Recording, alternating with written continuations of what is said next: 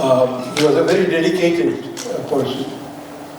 He was very keen to ensure that the institution that he was setting up becomes one of the outstanding institutions in the field of management.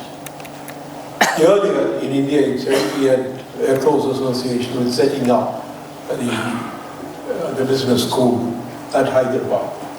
And it was at that time I was Governor of Andhra Pradesh, and that institution was set up. It's unfortunate that he passed away early. Had he continued, he would have played a much bigger role in terms of investing this institution with greater credibility. But that is very unfortunate. But I'm happy to note that under the leadership of Prof. Ramanathan, the great traditions set up by Bala are being carried forward. And today mark another important milestone in the history and evolution of this institution.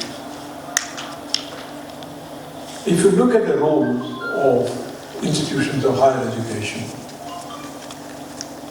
I see two roles.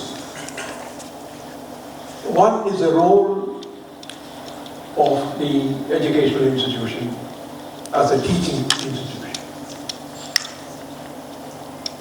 As a teaching institution, the main function is essentially to disseminate knowledge that has already been gathered and collected. A good teacher can be a good scholar, but not necessarily an innovator.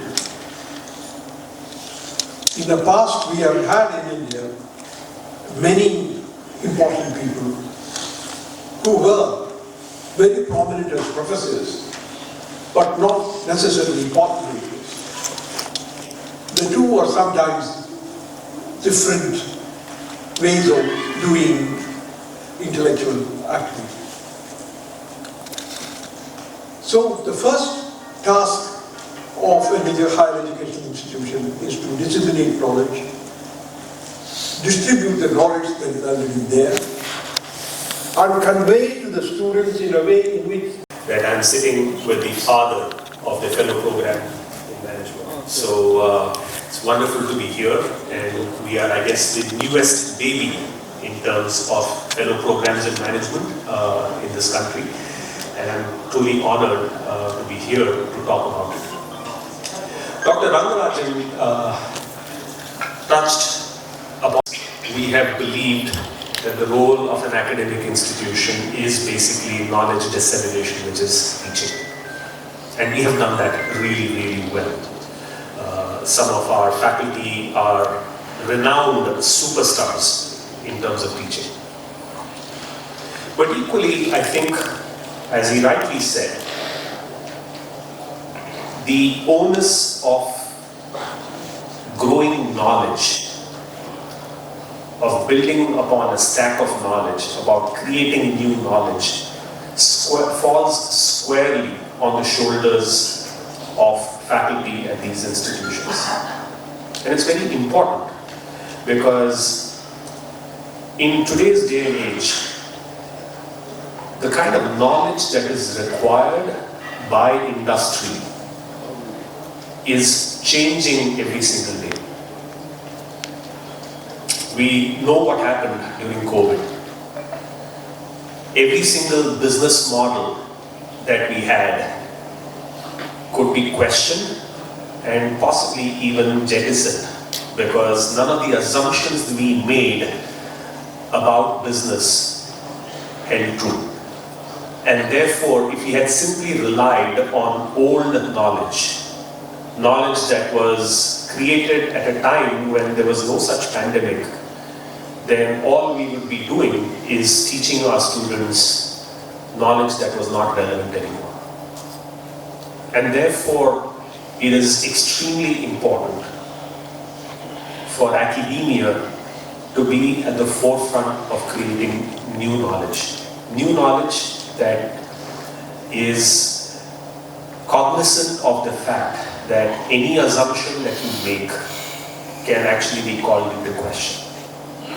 And therefore, academia plays a very, very important role, not just in disseminating knowledge, but in creating new knowledge. And I wanted to thank Dr. Rangarajan for bringing that out very, very eloquently. Let me just add one thing, which is, next 1 year, 5 years, 10 years with the advent of AI, we don't know how far each domain is going to change. I'm sure as journalist, your domain has already changed quite a bit, and so that will happen in marketing as well. And that means we need to build definitely a resilient research community which can co-shape and co-create going ahead with the help of artificial intelligence, but maintaining the human intelligence and co-shape the world. So in that context, as you heard, we are starting FPM in marketing to begin with. We will have 3 streams within the broad area of marketing. One will be consumer behavior, one will be marketing strategy, and the third one will be quantitative marketing. It is a 5-year program, out of which first 2 years they will be dedicated to the coursework. As both the previous speakers have emphasized, it's very important that the students have knowledge in much broader areas or disciplines which will complement their marketing research. So that means they must understand principles of economics, they need to understand psychology, they need to understand statistics, quantitative methods, broader research methods including qualitative research. So that coursework will be mandatory for every research fellow.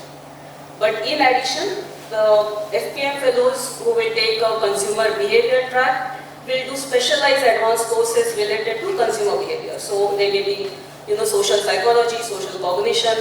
Those who take quantitative marketing may do advanced econometrics, and all the courses will be taught by very specialized experts within Great Lakes, or of course domestically, from other institutions, or as Dean mentioned, from abroad as well.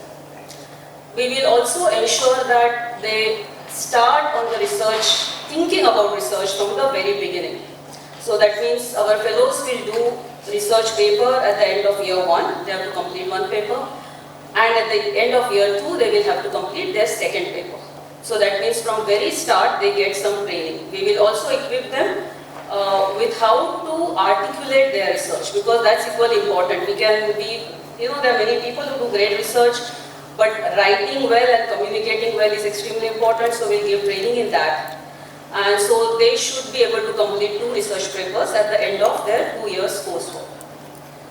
Post that, as many of us here who have done PhDs will tell you that one of the most important decision during a PhD is finalizing your advisor. Because your doctorate advisor is extremely important. You have to work with the person for the next 3 years, and some of us work lifelong after that as well, writing papers, and that means you must have a sufficient pool of faculty from whom our